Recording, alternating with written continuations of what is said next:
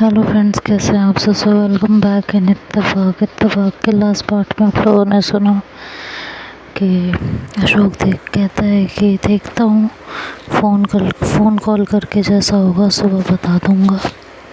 शम्मी भी कहते हैं कि ठीक है और दोनों फ़ोन रख देते हैं। अचानक से शम्मी को कुछ याद आता है और वो दोबारा से फ़ोन करती है। अशोक कहता है क्या हुआ? तो कहती है कि अच्छा हाँ पापा, अगर युक्ति के बारे में कुछ पूछेंगे तो इतना बताना कि कोई जानकार है। अशोक कहता है क्यों, अब क्या किया तुमने? अब कौन से पेज हुए हैं? तो कहती है यार बस बता देना, ठीक है, पहले बताओ क्या किया तुमने। तो शम्मी फिर उसे सारी बात बताती है। तो अशोक कहता है कि ठीक है, मैं देख लूँगा, और ये कहकर दोनों फ़ोन रख देते हैं। अगली सुबह युक्ति ऑफिस पहुंची तो अशोक ने 3-4 लोग बुलाए हुए थे जो बाहर बैठे हुए थे, और दूर से वो ऑफिस में बात कर रहा था। और जस्ट युक्ति के पीछे पीछे ही शम्मी भी आ गई थी, जो सीधे अशोक के ऑफिस में चली गई। कुछ देर बाद उन दोनों के जाने के बाद अशोक ने और शम्मी ने बाकी तीनों से भी बात की। इन तीनों के जाने के बाद शम्मी अपने ऑफिस में जाते हुए युक्ति से बोले कि तुम अंदर आना। ये सुनते ही युक्ति ने कहा हे भगवान बचा लेना, फिर से कुछ ना हो। और ये सोचकर वो अंदर चली गई। अंदर गई,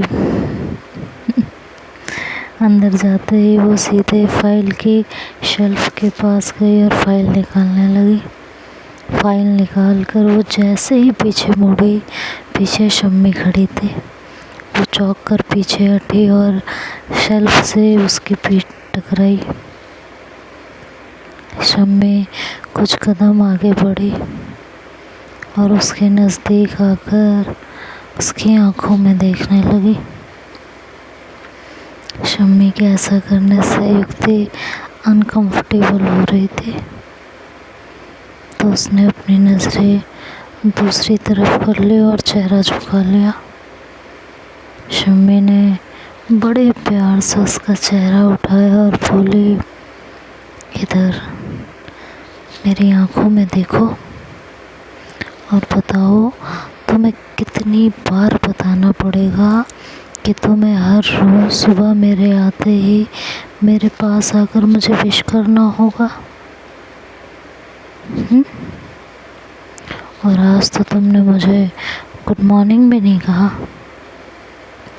युक्ति ने नज़रें चुराते हुए कहा कि मैंने कहा था जब आप सुबह आई थे, आपने सुना नहीं शायद। अच्छा तो तुम कह रही हो कि मैं बहरी हूँ, मुझे सुनाई नहीं देता है? युक्ति ने हैरानी से उसे देखते हुए कहा मैंने कब कहा? अभी अभी कि मैंने सुना नहीं। मैंने सिर्फ ये कहा है कि आपने सुना नहीं, मैंने बहरा नहीं कहा। शम्मी गुस्से से कहती है कि तुम झूठ बोल रही हो, वरना ये कहते हुए तुम नज़रें ना चुराती। अब मानो इस बात को। युक्ति शम्मी की बात और टोन सुनकर सकपका गई और हड़बड़ा कर बोली सॉरी। शम्मी ने कहा और आज भी मुझे तुम्हें फ़ोन करके बुलाना पड़ा, तुम्हें खुद नहीं आना चाहिए था। मैं आ ही रही थी कि तब तक आपका फ़ोन आ गया। और क्या करूं तुम्हारे सॉरी का?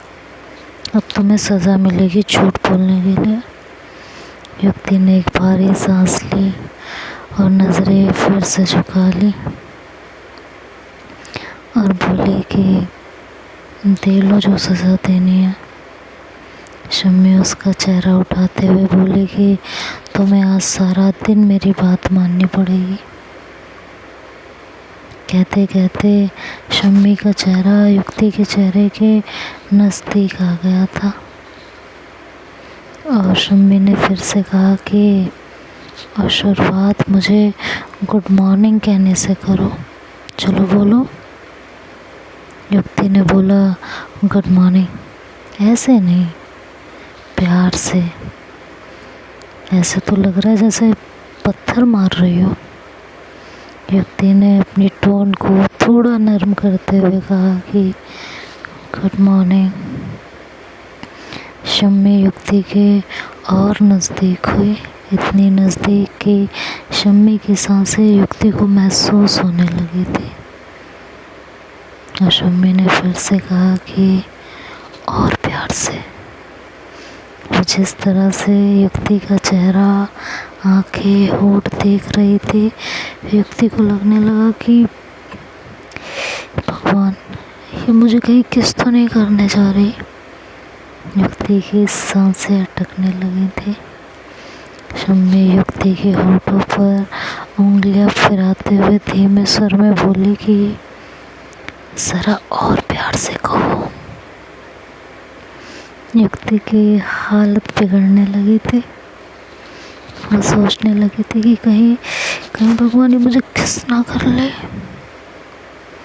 धड़कता हुआ दिल शम्मी के इतने करीब होने की वजह से ऐसा लग रहा था जैसे सीने से बाहर निकल जाना चाहता है। शम्मी युक्ति को लग रहा था कि शम्मी उस पर हावी हो रही थी, उसे खुद पर शम्मी हावी होते हुए महसूस हो रही थी। खुद को संभालते उसने गुड मॉर्निंग कहा, गुड मॉर्निंग, और नज़रें फिर से झुका ली। दिमाग कह रहा था कि यार युक्ति शम्मी को धक्का देकर पीछे हटाओ, और दिल कह रहा था कि नहीं, कुछ पल और उसकी छुअन, सांसों की गर्माहट और खुशबू को महसूस कर लो। वो अपने इन ख्यालों में डूबी हुई थी कि तभी शम्मी की आवाज़ आई, चलो फाइल निकाल कर लो। युक्ति जैसे सपने से जागी, आंखें उठाकर देखा तो शम्मी अपनी चेयर पर बैठते हुए मुस्कुरा रही थी। युक्ति ने फाइल मेज पर लाकर रखी और पूछा, मैं जाऊँ? शम्मी के हाँ कहते ही युक्ति जल्दी से बाहर आ गई, गहरी सांस ली और फिर अपनी चेयर पर बैठते हुए शम्मी के बारे में सोचने लगी। यार क्या चाहती है ये मुझसे ऐसा बर्ताव क्यों करती है? क्या है ये सब? मैं क्यों कमज़ोर पड़ जाती हूँ? मैंने धक्का क्यों नहीं दिया उसे? मुझे धक्का देना चाहिए था। और उसकी वो मुस्कुराहट का क्या मतलब था? उसका क्या मतलब था उसका यार? और मैं क्यों उसकी तरफ खिंचती जा रही हूँ? युक्ति वो प्यार करने लायक नहीं है, क्यों नहीं समझ आ रहा है मुझे? अब चाहे कुछ भी हो जाए, मुझे कमज़ोर नहीं पड़ना है। वो बदतमीज़ी करेगी तो उसका जवाब मिलेगा उसे, बस मुझे अब कमज़ोर नहीं पड़ना है। युक्ति डिसाइड कर चुकी थी। अब युक्ति जितनी बार भी शम्मी के ऑफिस में जाती तो इस बात के लिए तैयार होकर जाती। पर शम्मी ने उससे ना तो ऐसी कोई बात कही थी और ना ही कोई बदतमीज़ी की थी। 2:30 बजे के करीब शम्मी रिसेप्शन पर आकर बोली कि चलो तैयार हो जाओ, हमें चलना है। युक्ति ने कहा, क्यों, कहाँ? शम्मी ने उसे एक लुक दिया और बोली, मैं बॉस हूँ या तुम? और ये कहकर वो अशोक के ऑफिस में चली गई। युक्ति पीछे से मुंह बनाकर संभालने लगी। शम्मी ने अशोक के ऑफिस में अशोक से कहा कि मैं इवेंट वालों के पास जा रही हूँ और युक्ति को भी साथ ले जा रही हूँ। ठीक है, 2 ओपिनियन रहेंगे तो ठीक रहेगा। अब इंटरव्यू तुम ही ले लेना, 1 वीक का टाइम दे देना तब तक शायद और कैंडिडेट भी आ जाए। वैसे आज कितने हैं? अशोक ने कहा 3 है, जिसमें से एक आदमी है। आदमी क्यों? एक पियून रखना ठीक रहेगा, बाहर के भी कुछ काम हो जाया करेंगे। तुम बताओ, तुम क्या सोचते हो इस बारे में?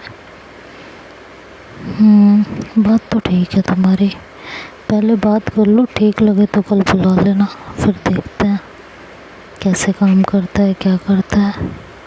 ये कहकर शम्मी चली जाती है। दोनों इवेंट मैनेजर के पास पहुंचते हैं। कैसे क्या होगा वो डिस्कस होता रहा। फिर उन्हें फ़ोटो एल्बम दी गई, डेकोरेशन, पंडाल, सबके डिज़ाइन देखने के लिए। शम्मी ने युक्ति से भी सिलेक्ट करने को कहा। युक्ति को अब पता चला कि 15 दिन बाद दुर्गा पूजा के लिए सारी तैयारियां हो रही थी। युक्ति को कुछ डिज़ाइन पसंद आए जो उसने शम्मी को बता दिए। उसमें से कुछ शम्मी को भी पसंद आए। शम्मी ने 3-4 डिज़ाइन में से कुछ मिलाकर इवेंट मैनेजर को समझाया और सब कुछ फाइनल करके वहाँ से 4 बजे के करीब निकले। खाना खाने के लिए वो एक जगह रुक के, तो युक्ति ने कहा नहीं, मुझे नहीं खाना मैं नहीं खाऊंगी। शम्मी बोली सज़ा है ये तुम्हारी, तुम्हें हर बात माननी पड़ेगी आज के दिन, बोला था ना।